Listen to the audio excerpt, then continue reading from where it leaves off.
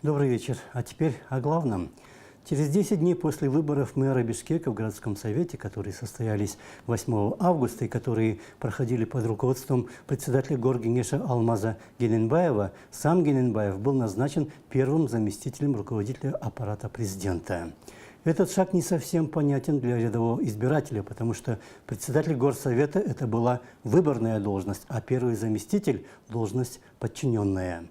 С точки зрения кыргызских реалий, любая должность на любой ветви развесистой кроны исполнительной власти намного выгоднее и практичнее любой выборной должности. И даже депутатское кресло оказывается неким трамплином для реального карьерного роста. Так было, например, с Аскарбеком Шадиевым, который молниеносно и филигранно сменил на посту первого вице-премьера Толкунбека Абдыгулова.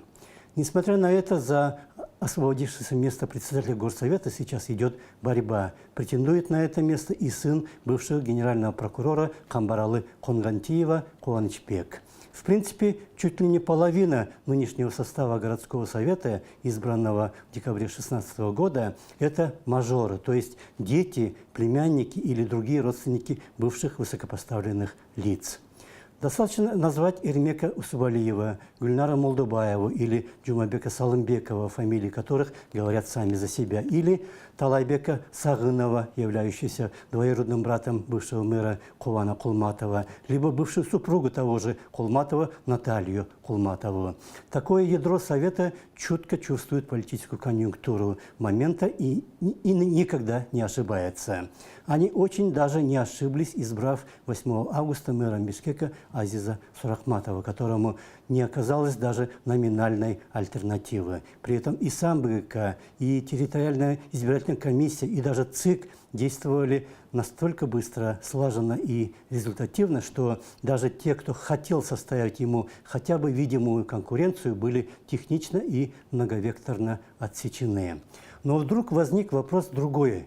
Вопрос экзамена по государственному языку. Это новое оружие было изобретено еще в акаевские времена с единственной целью – не пропустить кандидата в президенты Феликса Кулова, а затем периодически и до сих пор используется, когда надо отстранить от выборов того или иного кандидата. Однако в случае с Сурахматовым оно было надежно отключено, несмотря на его своеобразные знания. Бурч маселе был экология маселе болот.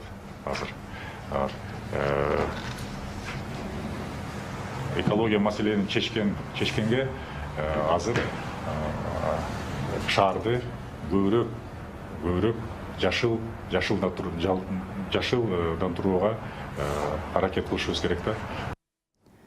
Во время отбора кандидатов в президенты в прошлом году была целая эпопея с Умурбеком Текебаевым, про которого все знали, что он хорошо говорит по-кыргызски, но под разными предлогами ему не давали сдать тест на знание государственного языка. А потом уже, когда были найдены другие инструменты его отстранения от выборов, он вдруг загадочным образом прошел этот языковый тест за одну ночь.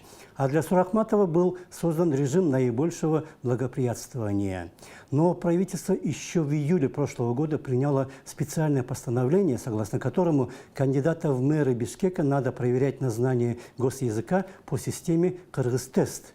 В случае же с Сурахматовым его знания проверила некая комиссия, которая сама неизвестно по каким принципам была сформирована. Так что какие бы правила ни существовали, какие бы законы ни принимались, какая бы конституция ни действовала, в Кыргызстане все всегда сводится к интересам властвующих групп. Если то или иное явление или тот или иной кандидат подходит для этих высоких групп, для него создаются максимально благоприятные условия, вопреки всем правилам и законам.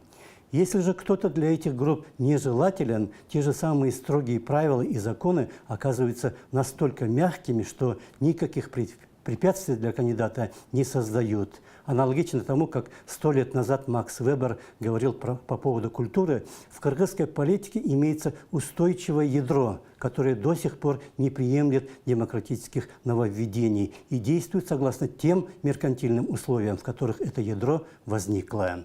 А они, мягко говоря, очень далеки от современности. Это была программа о главном. Ее вел я, Нарын Аиб. Всего вам хорошего и до свидания.